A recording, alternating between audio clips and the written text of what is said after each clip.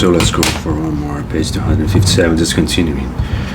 Additionally, because one reflects and contemplates the marks of emptiness and impermanence, even though one may possess marvelous and fine objects of the five desires, one still does not respond to them by giving rise to any of the fetters.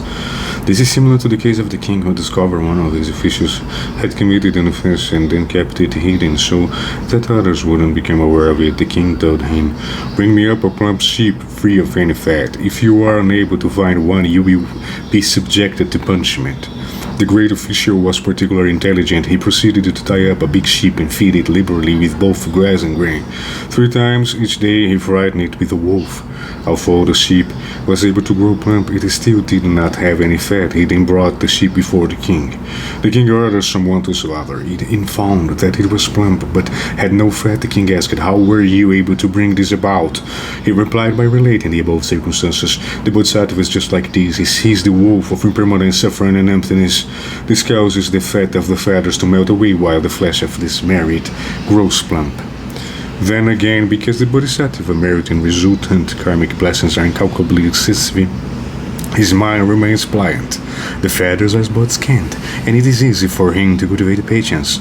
The circumstance of refraining from completely cutting off the feathers is also comparable to that of the lion king, who roars in the forest when a person encounters it. If he bows down before it and prays for mercy, then it may let him go. But the tiger, the leopard, and lesser beasts would be unable to act in such fashion.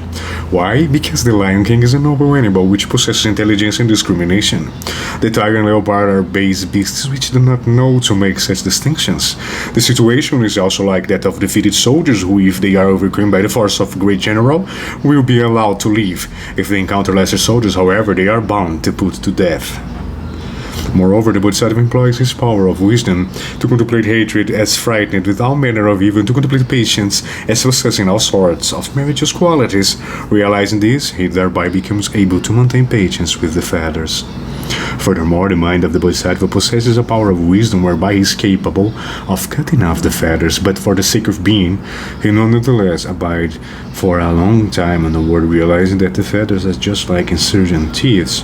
He therefore maintains patience towards them, while refraining from following along with them. The Bodhisattva thereby stirs up the teeth of the feathers, and so does not allow them to run rampant, and thus he proceeds to engage in cultivation of merit. This is analogous to those situations wherein there may be insurgents which, for a particular reason, one refrains from executing, one instead confines them securely in a single place, and then devotes himself to doing his own work. Then again, because the Bodhisattva possesses a reality-based awareness of the marks of all dharmas, he does not take the feathers to be inherently evil and does not take the merit to be inherently marvelous. Therefore, he does not nurture any hatred for the feathers, nor does he cherish any particular affection for merit. Relying on account of the power of his wisdom, he is able to cultivate patience. This is described in a verse. The Bodhisattva cuts off and limits all which is not good, even down to the most subtle he destroys it, leaving no residue. The blessing from his greatly meritorious qualities are countless. In the works that he carries on, none are not completed. On account of the power of the Bodhisattva's great wisdom, even in the midst of feather, he is invulnerable to torment. He is thereby able to be aware of the marks of all dharmas. Birth, death, and nirvana are a unity devoid of duality. For all sorts of reasons such as these, although one has not yet gained realization of the path, one is nonetheless able to maintain patience in the midst of affliction-related dharmas. It is that which constitutes patience with respect to dharmas. One more, Nagarjuna Six Reflections.